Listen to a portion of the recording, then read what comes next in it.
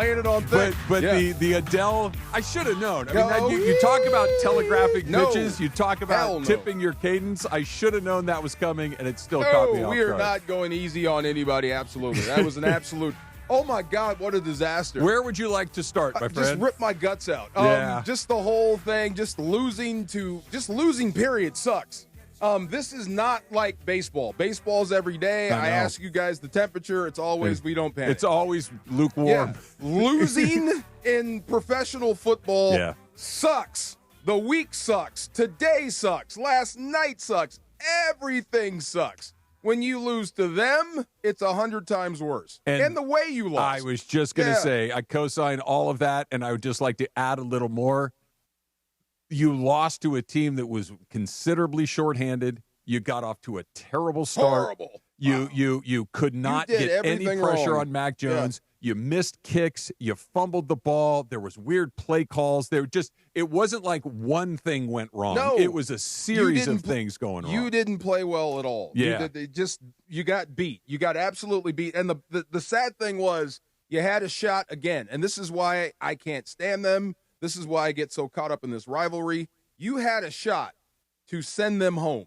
You could have. Yeah. If you would have beaten them there, maybe the next time they came to town, less red is in the stadium. We could, yeah. Yeah. You had people there, celebrities, everyone was there, and you dropped it to them. All right. It's just, one of those things. Let's in no particular order. I'm just going to go in the order in the way that I wrote these things down. Let's start with this, because I think it's the fact that Sean McVay responded the way that he did after the game. I think there's not a ton of debate here, but I kind of want to go through your thought process and maybe try to peek inside of Sean McVay's head as well.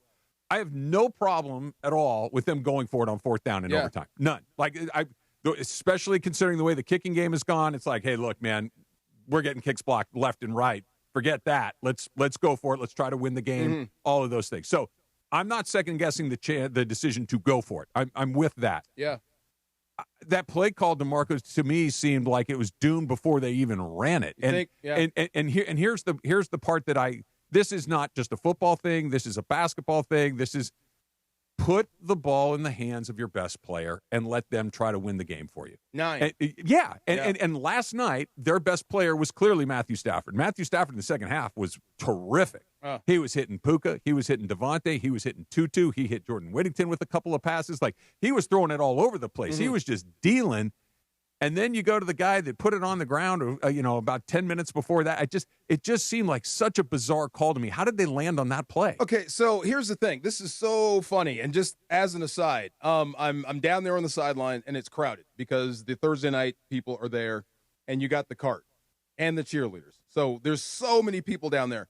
So I'm fighting for position, jockeying for position, and then I come across this dude that's my size, right? So, and he's in shape. So you kind of stop like, hey, who are you? And I look, and I'm like, damn, you look just like Steven Jackson. It was. Oh. Right. It was Steven Jackson down there as a photographer. Have you seen the pictures? I have not. I've seen the pictures. He looks good. He looks great. He's got the NFL vest on. He's photography. It's on ESPN Los Angeles. Steven took care of his money. He's doing exactly what he wants to do. Good for him. I'm like, that looks just like, oh, my God, it is Steven. So we start talking. This is after Kyren fumbled. Okay. So I'm like, I asked Steven, what's that like for him right now as a running back? Yeah. Like, what are you thinking right now? And he pauses and goes, you want to come back and win it for the team. That's the only thing you can do. Okay. So going to that fourth down play, I would have run it. I would have maybe run for it, or let me say, I agree with the decision to run it, because that's one of the things you had done best that day and all year is run the football. I wanted to see Kyren pick that up. I really did, for redemption. But the other side is, I think I'm with the crowd here. I think I want Matthew Stafford to do that. He was on a heater, D'Marco. I know. He was on an absolute heater. I got the numbers right here. In the second half, he was 21 of 34, 280 yards, 2 touchdowns. He was putting it wherever he wanted. I know. Wow. I don't know how to say it. If you block it better, you pick it up. It's only a yard. You should be able to get a freaking yard, especially when you run the ball like you run the ball. I'm shocked that it got stuffed. I am shocked that it got stuffed. But maybe, hindsight, maybe let Stafford deal that a little bit. You know what I'm saying? Or do one of those jet sweeps to Puka or something. When you said give it to your best player, I'm like, end around then. Great. Like, and this is here's the thing. Had Matthew Stafford decided to throw it and they throw it to Devontae or Puka and it doesn't work, it's like, all right, didn't work. I can live with that. I can live with it. Had they tried an end around with Puka, right? Okay. Puka's a tank. I get it.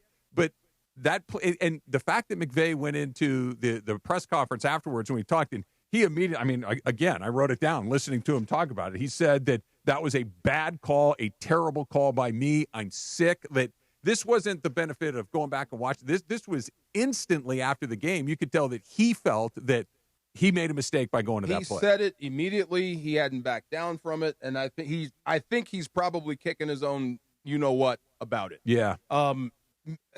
Maybe that says I let Stafford do it, because we could be wrong there, too. You drop back. What do you mean? I'm sorry, I don't follow that. Say that again. Like he said it was a bad call or whatever he said. Yeah. Maybe he's thinking, like, I let Stafford do it. Like, I call a different play. I call a pass play instead of a run play. Or it could be I run the ball into a different area of the defense.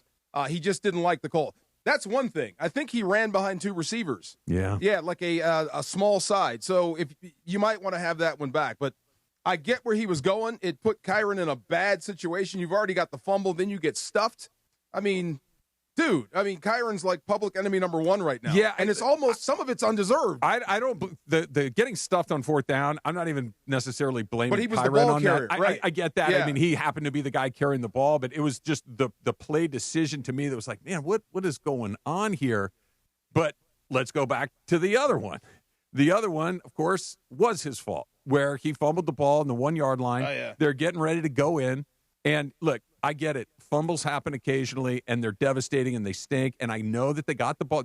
Again, credit the defense for getting the ball back as quickly as they did. They go down, they kick the field goal, they go to overtime. But you punch it in right there. There is no overtime. You win the game. It's game. Right? I know. One is, fumble, right. D'Marco. It's like, I get it. He's I don't even want to say it out loud, but I'm going to do it because it's true. He's a fumbler. Like when you fumbled 10 times since the beginning of 2023, you are officially a fumbler. Oh, yeah. Wendell, Tyler, the guys that put it on the deck. Yes. Yeah. So is it fixable? B, how do you fix it? And C, what do you do in the meantime while you're trying to get it fixed? Well, look, is it fixable? Yes, it is. It just depends if coaches give up on you or not. Like, guys get fired for this. Is it something you have to coach differently? He's been coached. Yeah. It's just something you got to remember in traffic. Yeah. All running backs go through it. And when you are labeled as a fumbler, everybody's going to rip at it. That was a hell of a play by that dude. It really was. Sure. I don't disagree, but I just got to give him props to knock that out there and then to recover it. If that was us, if that was Nate Landman, we would have made that into a T-shirt. So give him credit for that. Okay. But for him going into the pile, and this is when he's been coached, this is what they're trying to coach out of him. Every now and then, he'll lose focus in the crowd. He'll lose focus on what he's supposed to be doing because he's trying to make a play. That's in the DNA of everybody that's labeled a fumbler. Yeah. You know what I mean? Some guys just have a knack. Some guys do not. It's like giving up home runs out of the bullpen. It's like being a bad free throw shooter. Like there are just some things that you can work on it. You can coach it. You can do all these things. But when it comes down to that moment where, hey, I'm on the foul line and we're down one and I got 2 shots, nobody in the building's thinking they're going in, including the guy at the line. Right. And when you're a fumbler, it always feels like it's just about to happen again. I'll relate it like this, right? So this is me taking karate back in the day. So we're all doing all this regimen stuff, katas and everything. You got belts. There's guys that have greener, bluer belts than you do. They look good in these controlled environments. Then we get into sparring, and none of the technique comes out. You know what I mean? They just start going back to what they know, windmilling and screaming and that's that sort of stuff. It doesn't look like karate. Cartoon karate. Right. Yeah. So same thing with Kyren. When he gets caught in those situations, you can go back and look. He's in traffic, and he just forgets about the football for a half second, and bang, it comes out. Can you coach it out of him? Sure. Do you have that much time? I don't know. Yeah. This is the pros. You don't get to have too many of these. You only get 17 games a year. That's what I'm saying. Right. And every time you put it on the deck, it's cost them a game. So you only get 17 of these a year, and they've already kind of spit the bit twice through the first 5 games. So I want to come back and talk more about that. I love Kyren. I love his family. I've known him forever, but you cannot do this. No. You cannot do this. No, something's got to change. This is the same as a quarterback throwing picks. Yeah. We got to do something. At some point, we can't do this anymore. We got to do something different.